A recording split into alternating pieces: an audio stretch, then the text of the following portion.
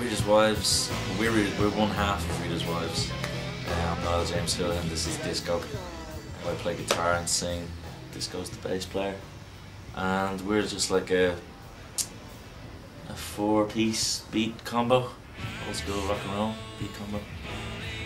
Definitely interested in what goes on in the real world. I definitely talk about stuff that matters to me. I write most of the lyrics, even though we write the music together.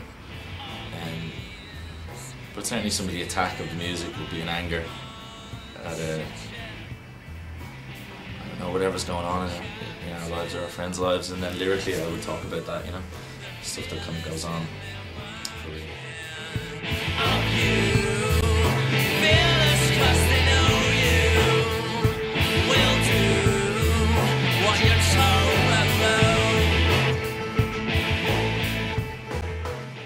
Musicians understand the power that music can have. It's very emotive, very emotional, and if you attach a message to that, you know, especially if you have sort of younger people listen to it, I guess they can kind of swallow that whole. Marketing people understand that, and political people understand that, and I think musicians understand that too. But musicians, if they're the kind of musicians that we love, kind of use that to get people to think for themselves, whereas I think politicians and marketing people would try and persuade people in a certain way. You know, it might just get them, even if it's as simple as not something that's said in the lyrics, but it's just music that makes people feel good, and then they'll throw a product over it. So it would depend on the situation. It would depend on whether you felt that, you know, what you intended the music to be for was abused in some way, or if you had a relationship with your audience. We've quite a small audience at the moment. We're obviously building it, but if we felt that someone was kind of taking the piss out of our audience, then that would annoy us more. I think the art community in Ireland traditionally is quite snobby, to be honest, and I don't think they, and I'm even talking about bands who would call themselves indie rock bands, I don't think they, you know, they're kind of in love with being in a band and wearing certain kind of clothes and having nice looking instruments, and I don't think they really care, but I don't think the culture kind of encourages that either. Yeah, I mean, I guess you're talking about are artists being informed by what's going on now, or are they trying to say something, or should they say something in relation to it? But I think generally, if you look at sort of political writings, or not writings, but art, they generally come after the fact. It's very rare that you get something like, for example, any artist being affected by it now is creating now. So by the time the art comes out, it's probably going to be more of a reflection. I mean, like I said earlier, all things around you will inspire you. So obviously, yeah, it's going to come out. Can they do more? I don't know. What do you want them to do? I don't think anyone would argue with that there's a battle in the world between being oppressed and being free.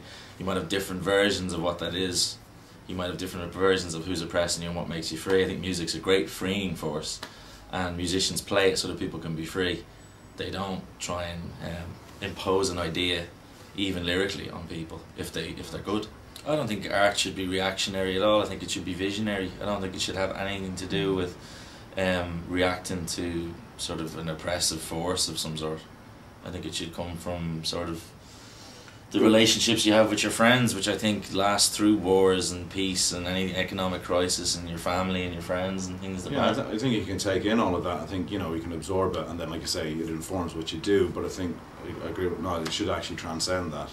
Because then all you're doing is, like you say, you kind of end up sloganeering, and especially now when things are kind of taught, all you're going to be is kind of you just be like another loud voice in the room, and then what's the point of because then you're just hopping on a wave of the general feeling of unrest, and what practical purpose does that serve? You kind of reinforce it. Like you happen to be shouting like the guy in the street, but in a song. You know, okay, do it. It'd be great. It could be a great song, but you know, how does it change anything, or does it really matter?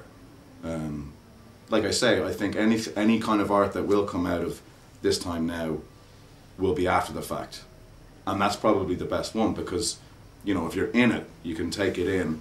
But I think the best art is done on reflection, taking the information and then processing it into art and then putting it out there.